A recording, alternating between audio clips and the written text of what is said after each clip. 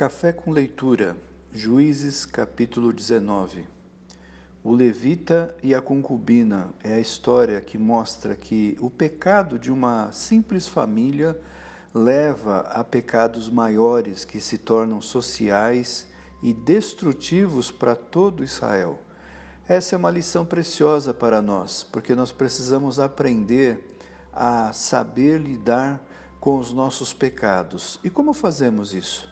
Primeiro, nós devemos reconhecer o nosso pecado, se arrepender dele e pedir que Deus nos ajude a ter uma vida de santidade, porque sem Deus nada podemos fazer. E é essa realidade que Juízes 19 quer mostrar na Bíblia, que sem Deus e a ausência de Deus na história traz consequências devastadoras a toda a sociedade. Aquele homem, o levita, ele havia se casado, e casado, como diz a Bíblia, uma concubina. Era uma pessoa que não era a mulher principal, tinha uma outra mulher. Naquela época, nós estamos falando de textos muito antigos, né? Essa era uma realidade que existia. E essa mulher, diz o texto, não era fiel ao seu marido. E ao não ser fiel, ela então foge de casa e volta para a casa dos pais.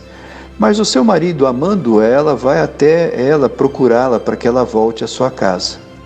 E ele a convence para ir junto com ele, porque o seu sogro então deseja que isso aconteça.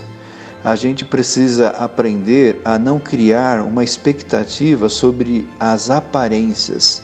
As pessoas ficam muito preocupadas com o que os outros vão pensar e não com a verdade. E o texto mostra então que aquele sogro deveria ter pensado melhor sobre a situação. E o que acontece? Eles então estão voltando para casa quando começa a escurecer e o próprio marido diz para passar a noite numa cidade israelita, mas é convencido a ficar numa cidade pagã. Uma cidade pagã que está dentro do território dos benjamitas, que é uma tribo de Israel. Então veja que o problema é mais grave. Existiam cidades pagãs dentro das próprias tribos de Israel, contrariando totalmente a vontade de Deus. E então acontece um crime terrível. Os homens daquela cidade querem estuprar os outros homens visitantes. Que coisa terrível, né? A gente percebe como que o pecado e a destruição da moral traz consequências gravíssimas na vida do ser humano.